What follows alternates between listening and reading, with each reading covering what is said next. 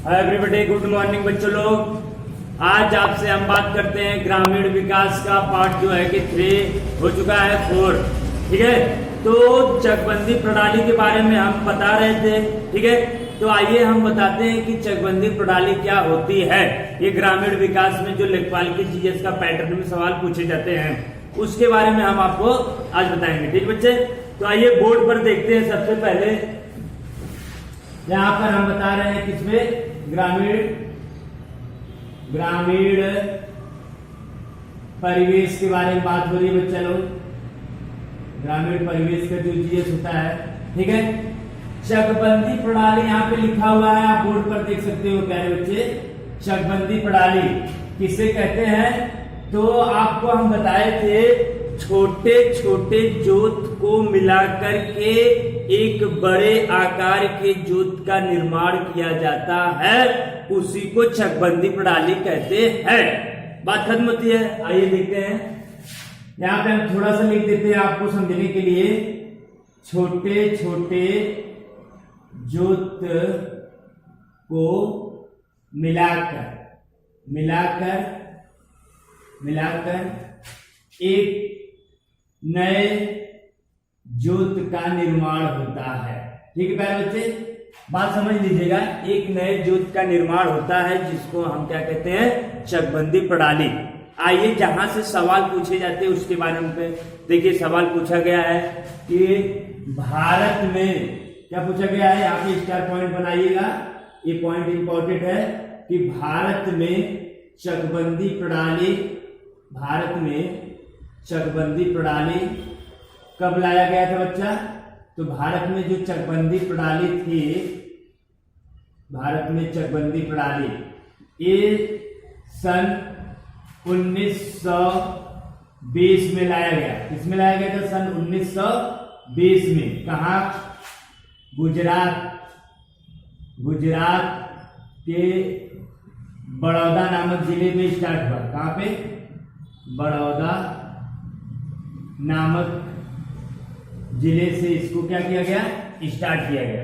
यानी कि बड़ौदा नामक जिले से इसे प्रारंभ किया गया, बड़ौदा नामक जिले से प्रारंभ किया गया। ठीक है, स्टार्ट पॉइंट। ठीक बच्चे लोग, अब आपको ये क्लियर हो गया कि सबसे पहले भारत में चकबंदी प्रणाली सन 1920 में लाया गया गुजरात के बड़ौदा नामक जिले से। ठीक है, अब सवाल नंबर 2 बनता है यूपी का। उत्तर प्रदेश में चकबंदी प्रणाली कब लागू किया गया। तो आइए बात इसमें हो जाती है, स्टार पॉइंट आपका नेक्स्ट बन जाता है प्यारे बच्चे। तो यहाँ पे उत्तर प्रदेश में चकबंदी प्रणाली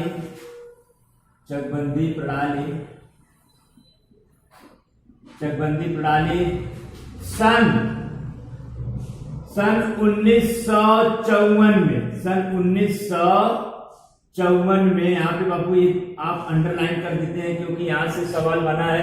सन 1954 में कहां से स्टार्ट हुआ था, मुजफ्फरनगर से। ठीक है प्यारे बच्चे, मुजफ्फरनगर जिले से स्टार्ट हुआ था। ठीक है, मुजफ्फरनगर जिले से ये प्रारंभ किया गया। अब आपका सवाल हो गया कि चकबंदी प्रणाली क्या है, चकबंदी प्रणाली भारत में कब लाया गया, उत्तर प्रदेश में इसे कब लागू किया गया। ये पूरी बात क्लियर हो गई। अब देखिए, आपको पूछा जाता है कभी कभी सवाल कि जैसे क्रांतियां हैं, तो क्रांतियां तो आपके मतलब अनेक प्रकार की, कई क्रांतियां, लेकिन जो हम कहते हैं एग्रीकल्चर पॉइंट से जो क्रांतियां जुड़ी हैं बच्चे, उसके बारे में हम आपको 2 से 4-5 क्रांतियां बताई जाएगी। जैसे आपका हरित क्रांति है, हरित क्रांति एग्रीकल्चर से जुड़ा हुआ पॉइंट है, इसलिए हरित क्रांति के बारे में हम बताएंगे। समझ रहे कि नहीं। पीली क्रांति के बारे में बताएंगे, पराबैंगनी क्रांति के बारे में बताएंगे, गोल्ड क्रांति के बारे में बताएंगे, व्हाइट गोल्ड क्रांति के बारे में बात होगी। समझ रहे हैं कि नहीं। तो कुछ पॉइंट जो है कि आप सवाल पूछा जाता है तो इसको आप थोड़ा सा 1 से 2 मिनट लगेगा क्रांतियां समझने में। ठीक है बच्चे, तो आपका चकबंदी प्रणाली क्या है ये क्लियर हो गया। आइए हम क्रांतियां पर बात करते हैं। तो यहाँ पे पापा देखिए नंबर 1 पे हम बात करते हैं। ठीक है, तो पहला क्या है, हरित क्रांति है। हरित क्रांति का जो संबंध किससे है, खाद्यान्न उत्पादन से है प्यारे बच्चों, खाद्यान्न उत्पादन से है। ठीक है, पॉइंट नंबर 2 है आपका पीली क्रांति। क्या है? पीली क्रांति। पीली क्रांति से क्या होता है? सरसों या तिलहन उत्पादन के साधनों का इससे संबंध बताया गया है। अब हम 3 नंबर की बात करेंगे तो 3 नंबर में देखिए क्या है? लाल क्रांति। लाल क्रांति जो है कि टमाटर उत्पादन से है। किससे? टमाटर या मांस उत्पादन से। मांस उत्पादन से भी इसका होता है संबंध। समझ रहे हैं कि नहीं बच्चे? और हम 4 नंबर की जब बात करते हैं तो बादामी क्रांति। ये सवाल पूछा गया है 3 बार। बादामी क्रांति का संबंध किससे है? तो मसाला उत्पादन से है। किससे है? मसाला उत्पादन से है। ये आईएमपी पॉइंट है बाबू, इसको नोट कर लीजिएगा। मसाला उत्पादन से है। ठीक है। अब हम 5 नंबर की बात करेंगे तो गोल क्रांति। गोल क्रांति आप जानते हैं आलू उत्पादन से होता है बच्चे। किससे होता है? आलू उत्पादन से। और इसके बाद आपका 6 पॉइंट बचता है व्हाइट गोल्ड क्रांति। व्हाइट गोल्ड क्रांति का भी सवाल पूछा गया है तो कपास उत्पादन से आपका व्हाइट गोल्ड क्रांति जो है कि संबंध है। ये आपका इंपॉर्टेंट पॉइंट। ठीक है बच्चा। अब यहाँ पे 2 है आपके आईएमपी पॉइंट जो सवाल बनते हैं यहाँ से अधिकतर। और लेकिन ये जो है कि कृषि से संबंधित क्रांतियां थी तो आपको बता दिया गया कि बच्चे ये कृषि से संबंधित क्रांतियां हैं। अब जो है कि बात होगा कि पॉइंट नंबर 1 हरित क्रांति क्या है। पॉइंट नंबर 1 पे बात होगी हरित क्रांति क्या है। आइए हम बोर्ड पर बात करते हैं बच्चे लोग। देखिए तो देखिएगा यहाँ पे लिखा हुआ है हरित क्रांति। क्या लिखा है? ये बहुत इंपॉर्टेंट पॉइंट है बच्चा। यहाँ से सवाल आपका समझ लीजिए 1 से 2 सवाल बनते हैं कोई भी एग्जाम हो। ठीक है। ग्रामीण का हो या कोई अदर कॉम्पिटिटिव एग्जाम होता है उसमें भी सवाल बनते हैं हरित क्रांति से। ठीक है। क्रांतियां से भी बनते हैं, हरित क्रांति से तो बनते ही बनते हैं। तो हरित क्रांति से आपको सबसे पहले देखिए बता दें हम आपको पहले कि हरित क्रांति सबसे पहले सन 1959 में यानी 1959 में फोर्ड फाउंडेशन कमेटी का गठन किया गया या फोर्ड फाउंडेशन कमेटी को भारत में लाया गया। समझ रहे कि नहीं? यहाँ पे आप देख सकते हैं बोर्ड पर। यहाँ पे 1959 में भारत में यहाँ देखिए फोर्ड फाउंडेशन कमेटी का गठन हुआ। बात समझिए, गठन हुआ।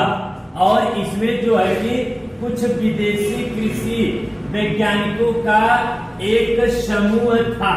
यहाँ पे बात समझिए कि जब 1959 में फोर्ड फाउंडेशन कमेटी का गठन हुआ तो उसमें विदेशी कृषि वैज्ञानिकों का एक समूह यानी एक संगठन था जिनका प्रमुख उद्देश्य था।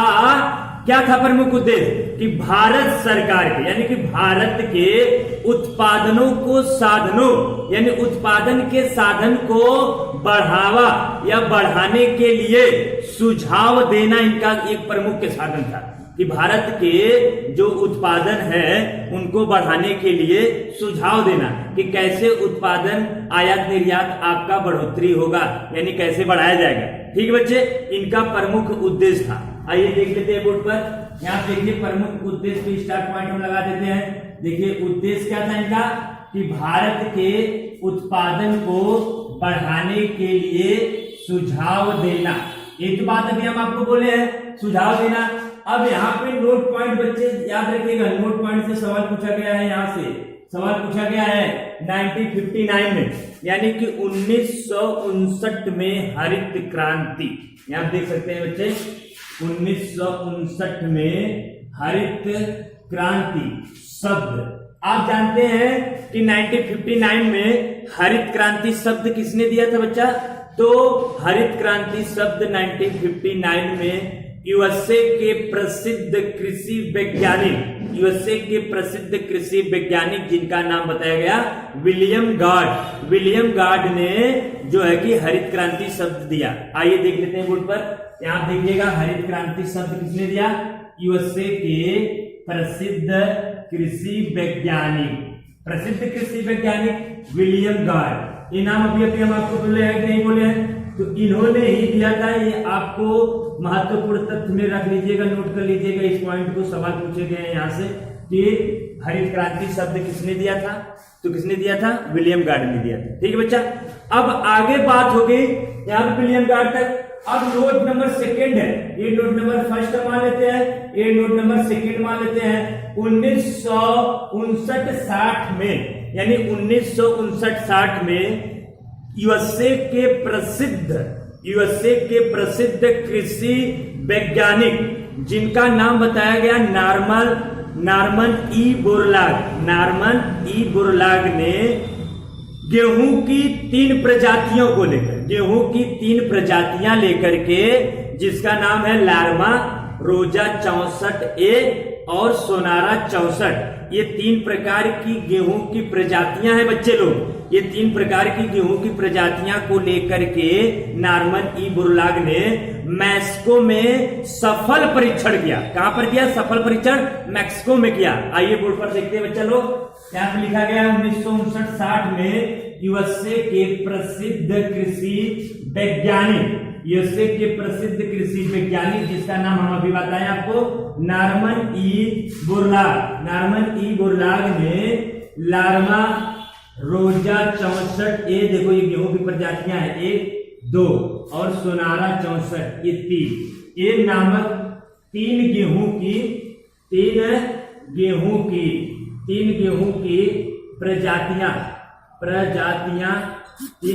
प्रजातियां लेकर सफल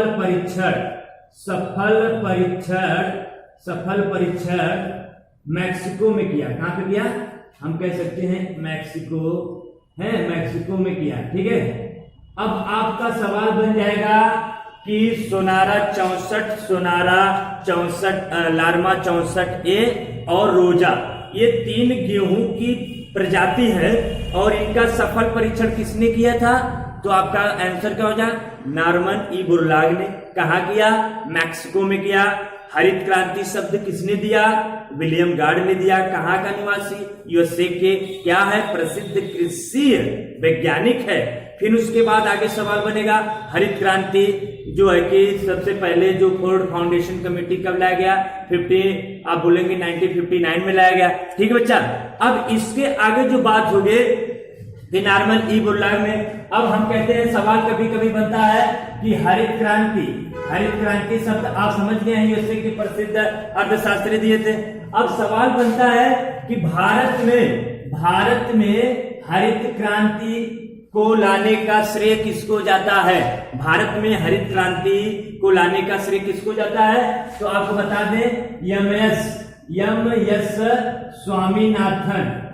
एस स्वामीनाथन को भारत में क्या होता है? हरित क्रांति का लाने का श्रेय एम एस स्वामीनाथन को जाता है। यहाँ से 4 से 5 बार सवाल पूछे गए हैं बच्चे लोग, ये सवाल हमेशा बनते हैं, यहाँ से ये याद रखिएगा। भारत में अगर पूछेगा कि भारत में हरित क्रांति का लाने का श्रेय या लागू करने का श्रेय किसको जाता है, तो आपका जवाब रहेगा एम एस स्वामीनाथन को जाता है। और एम एस स्वामीनाथन को हरित क्रांति का भारत में जनक भी कहा जाता है। समझ रहे कि नहीं बच्चे? अब जो है कि एम एस स्वामीनाथन को भारत में जो है कि हरित क्रांति का जनक भी कहा जाता है। क्या? जनक भी कहा जाता है। ठीक है, अब जो है कि क्या हुआ कि जैसे पंचवर्षीय योजनाएं चलाई जाती थी, जो प्रत्येक 5 वर्ष में मतलब क्या चेंज होता था।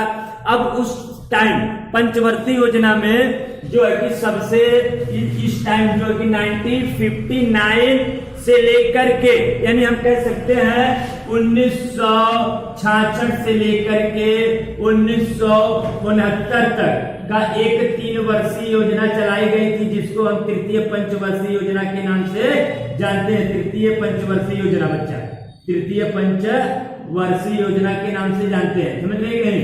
अब देखिए, यानी 1966 से लेकर के 1969 के बीच में एक क्या है कि तृतीय पंचवर्षीय योजना मेरे बच्चे असफल हो गई थी। सफल नहीं थी, असफल हो गई। असफल हो जाने के कारण चतुर्थ पंचवर्षीय योजना को हम लागू नहीं कर सके, या हमारे वैज्ञानिकों के द्वारा उसे लागू नहीं किया जा सका। तो क्या हुआ? प्रॉब्लम ये हुआ कि यह एक 3 वर्षीय यानी 1966 से 1969 तक चलाई गई, यानी एक 3 वर्षीय योजना चलाई गई, जिसे हरित क्रांति कहा जाता है। इसी को हरित क्रांति कहा जाता है। इसी को क्या कहते हैं, हरित क्रांति हम इसी को कहते हैं बच्चा लोग। यहाँ पे आप क्लियर पॉइंट हो जाइएगा तब आपको बात ज्यादा समझ में आएगी। ठीक है बच्चे, अब हम आगे बात करते हैं हरित क्रांति के बाद। जैसे उस टाइम पे एक पॉइंट आपको बता दें और कि हरित क्रांति के टाइम में यानी कि जो तीसरी पंचवर्षीय योजना, तृतीय पंचवर्षीय योजना असफल हो जाने के कारण चतुर्थ पंचवर्षीय योजना को लागू नहीं किया जा सका। ठीक है, तब क्या हुआ कि आपका सबसे उस टाइम में सबसे जो घाटा हुआ था वो क्या हुआ था, मोटे अनाज पे और दलहनों पर हुआ था बच्चे, और जो सबसे ज्यादा प्रॉफिट यानी लाभ हुआ था वो हमारे गेहूं पर हुआ था। समझ रहे कि नहीं। अब हम बात करते हैं कृषिगत में ऋण। जैसे कृषिगत में ऋण प्रदान किया जाता है ना, कि आपको जैसे खेती करने के लिए जो ऋण बच्चा लेता है या 3 प्रकार के जो ऋण प्रदान किए जाते हैं। जैसे हम कहते हैं आपका होता है, एक होता है अल्पकालिक ऋण होता है, आपको बताया है, एक मध्यमकालिक ऋण होता है और तीसरा जो होता है दीर्घकालिक ऋण होता है। समझ रहे कि नहीं। अब ये ऋण आपको प्रदान किया जाता है, तो इस ऋण को कैसे आप यूज करते हैं और ये ऋण कितने महीने के लिए लेकर के कितने महीने तक दिया जाता है और कितने पैसे से लेकर के कितना पैसा दिया जाता है, इसके बारे में हम आपको बताएंगे। ठीक है बच्चा, तो आइए बोर्ड पर देखते हैं। तो यहाँ पे देखिएगा क्या लिखा हुआ है, कृषिगत ऋण। यानी कृषिगत ऋण आपको प्रदान किए जाते हैं जो खेती करने के लिए बच्चे लोग लेते हैं। आप लोग जानते हैं हमारे पूर्वज हैं, तो जैसे आपका जो योजनाएं चलाई जा रही हैं उस योजनाओं का फायदा जिनके लिए बनाया जा रहा है वो कम ले रहे हैं, जिनके लिए नहीं बनाया जा रहा है वो अधिक ले रहे हैं। तो इस बात को समझिए, आप शिक्षित हैं, आप समझेंगे तभी अपने खिलाफ लड़ेंगे। नहीं पता है तो अब क्या कर सकते हैं, कुछ नहीं कर सकते हैं। आइए देखते हैं बोर्ड पर। पहला आपका पॉइंट जो बनता है प्यारे बच्चे, अल्पकालिक। क्या बनता है, अल्पकालिक ऋण। पहला पॉइंट है अल्पकालिक ऋण। ठीक है, और आपका जो दूसरा पॉइंट बनता है वो होता है मध्यकालिक ऋण। आपका दूसरा क्या है, मध्यकालिक ऋण। ठीक है बच्चे, और तीसरी पॉइंट आपके जो बनेंगे वो हो जाएगा दीर्घकालिक ऋण। दीर्घकालिक ऋण। ठीक है, अब आपको पता चल गई है 3 ऋण है। हम अभी बताएं अल्पकालिक, मध्यकालिक और दीर्घकालिक ऋण हो गए। पहला है अल्पकालिक में 1 महीने से लेकर के 15 महीने तक आपको सिंचाई के लिए आप ऋण ले सकते हैं, उर्वरकता को बनाए रखने के लिए ऋण प्रदान कर सकते हैं। अब ऋण चाहे आप देखिए, ऋण अब चाहे आप 2 प्रकार से ऋण दिए जाते हैं। अब चाहे तो आप गवर्नमेंटेड की जो योजनाएं चलाई जाती है उसके माध्यम से लीजिए, जिसको हम संवैधानिक कहते हैं, और एक जो है कि इस समय देसी बैंकर चलते हैं, जैसे जो ब्याज पे पैसे को आपको देते हैं, फिर उनका जो भी ब्याज है 4%, 5%, 8, 7, 9, 10, यहाँ पे 10% तक पैसों को हम देखे हैं कि लोग ब्याज देते हुए। समझ रहे कि नहीं। तो इस सब पॉइंट को आप क्लियर करना है कि जितने ये ऋण प्रदान होते हैं तो आपको उससे प्रॉफिट मिलता है। गवर्नमेंट इतना % पैसा कभी भी नहीं लेती है, वो कम पैसा लेती है और आपको ऋण प्रदान करती है, लेकिन आप तक वो ऋण पहुंचेगा कैसे, जब उसके लिए आप लड़ोगे तब तो पहुंचेगा। तो इसी बारे में हम आपको बता रहे हैं। आइए 2 नंबर पे देखते हैं यहाँ पे कि क्या करते हैं कि दूसरा क्या है, पॉइंट नंबर 2 मध्यकालिक ऋण। इसमें 15 महीने से लेकर के 5 वर्ष तक ऋण प्रदान किए जाते हैं। कृषिगत के लिए दिया जाता है और छोटे यंत्र पर भी दिया जाता है, जैसे आपको बैल, समझ रहे कि नहीं, कृषि करने के लिए इस पर प्रदान किया जाता है। ठीक है चलो, अब पॉइंट नंबर 3 की बात हो गई। तो तीसरा पॉइंट क्या है, दीर्घकालिक ऋण है। इसमें देखिए आपको 5 वर्ष से लेकर के 20 वर्ष तक के लिए आपको ऋण प्रदान किया जाता है, जिसको कहते हैं एग्जाम्पल में बड़े कृषिगत यंत्र के लिए, यानी बड़े लोगों के लिए जो बड़े मतलब कि हेक्टेयर में जो खेती करते हैं, जो हेक्टेयर में खेती करते हैं उनके लिए आपको जो है कि 5 वर्ष से लेकर के 20 वर्ष तक को दीर्घकालिक ऋण में वो पैसा ले सकते हैं। वो चाहे पैसा आपको देशी बैंक कर से लेंगे तो उनको ज्यादा प्रॉफिट नहीं होगा, ज्यादा प्रॉफिट होगा गवर्नमेंटेड, यानी जो भारत सरकार के द्वारा योजनाएं चलाई जाती है या बनाई जाती है उससे उनका अधिक प्रॉफिट होता है, उससे अधिक फायदा होता है। हमेशा ये बात ध्यान में रखिएगा आप लोग। जैसे हम देखते हैं, जैसे आइए मान लीजिए कि देसी बैंकर होते हैं, देसी बैंकर में आप जो है कि मान लीजिए 50,000 रुपए लिए, 50 लाख दिए, या हम कहते हैं 50, अगर 50,000 भी आप देसी बैंकर से लिए, देसी बैंकर कौन होता है, जैसे सेठ हो गए, जमींदार हो गए, साहूकार हो गए, महाजन हो गए, बड़े बड़े उद्योगपतियों जो होते हैं वो क्या करते हैं कि आप अगर उनसे 50,000 रुपए ले लिए, अगर 5% 10% पे ले लिए, मान लीजिए 50,000 आप 10% पर ले लिए हैं, 10% 50,000 का निकालेंगे तो आपका कितना निकल जाएगा? 50,000 का 10% का 5,000 रुपया निकल जाएगा। जब 5,000 रुपये आपका निकल गया, अब प्रति महीना आप 5,000 रुपये उसका देंगे, 50,000 वो अलग से हमको फिट करना है, समझ रहे कि नहीं? इससे आदमी क्या हो जाता है? लॉस में चला जाता है, फिर आदमी को आत्महत्या करने पर वो निर्भर हो जाता है, समझ रहे कि नहीं? इसलिए जो गवर्नमेंट की योजनाएं बनाई जाती है, जैसे हम कहते हैं नाबार्ड हो गया, national bank of agriculture and rural development bank, micro unit development finance agency, LDB one land development bank, RRB regional rural development bank, तो इन सब बैंक से आप जब फायदा लेते हैं, किसान क्रेडिट कार्ड है, इन सब से जब आप प्रॉफिट लेते हैं तो उसमें 2 से 3%, 2.5% का मात्रा रखी जाती है, वो भी लंबे समय के लिए। ऐसा नहीं है फिर अगर आप पैसा भी नहीं दे पाते हैं तो फिर भी आपको छूट प्रदान किया जाता है भारत सरकार के द्वारा। तो ये सब बात कहीं न कहीं ये सब जानकारियां आपके पास होगी तब आप कुछ बता सकते हैं घर पर और पैसा निकाल सकते हैं खेती करने के लिए, ग्रामीण विकास के लिए, समझ रहे कि नहीं पता रहेगा तो फिर आप भी वही काम करेंगे जो हमारे मतलब पूर्वज किए थे। तो आइए हम लोग बात करते हैं, यहाँ पे देखिए नोट पे यहाँ पे बच्चे नोट बात करते हैं नोट पर। तो यहाँ पे नोट में देखिएगा, यहाँ पे लिखा गया है कृषिगत ऋण के लिए स्रोत। तो कृषिगत ऋण के लिए स्रोत लिखा हुआ है। तो कृषिगत ऋण के लिए 2 प्रकार के स्रोत डिवाइडेशन किए गए हैं, 2 प्रकार के। ये होता है, देखिए पहला है जमींदार, दूसरा सेठ, तीसरा महाजन, 4 नंबर पे हम कह देंगे साहूकार। ये सब जो है बच्चे लोग, ये सब को हम किसको क्या कहते हैं? देसी बैंकर है। ये सब क्या है? देसी बैंकर है, देसी कर बैंकर है, ये देसी बैंकर है। ये क्या करते हैं? जो ऋण प्रदान करते हैं आपको तो पैसा भी लेते हैं परसेंटेज वाइज, समझ रहे हैं कि नहीं? और जो हमारी गवर्नमेंटेड है इसको हम गैर संवैधानिक कह सकते हैं। इसको क्या कह सकते हैं? एक गैर संवैधानिक, समझ रहे हैं कि नहीं? गैर संवैधानिक है। गैर संवैधानिक का मतलब क्या होता है? इलीगल। एक लीगल होता है, इलीगल होता है, संवैधानिक और गैर संवैधानिक। आपका जो है कि पहला आप कहते हैं नाबार्ड है, यहाँ पे नाबार्ड हो गया ये आपका, यहाँ पे RRB हो गया नंबर 2 में, नेशनल रूरल बैंक है इसका नाम, नेशनल रूरल बैंक इसका नाम है बच्चा लोग। और उसके बाद में LDB लैंड डेवलपमेंट बैंक, यहाँ पे 3 नंबर है, ये लीड बैंक है, और 4 नंबर है LDB बैंक, यानी कि इसका नाम है लैंड डेवलपमेंट बैंक, समझ रहे हैं बच्चा? अब क्या होता है? इसको हम संवैधानिक कहते हैं। क्या कहेंगे इसको? संवैधानिक है। ये संवैधानिक है क्योंकि भारत सरकार के द्वारा ये योजनाएं चलाई जाती हैं और ये जो देसी बैंकर के द्वारा चलाई जाती है, इसलिए ये गैर संवैधानिक है और ये क्या आ जाएगा? संवैधानिक हो जाएगा।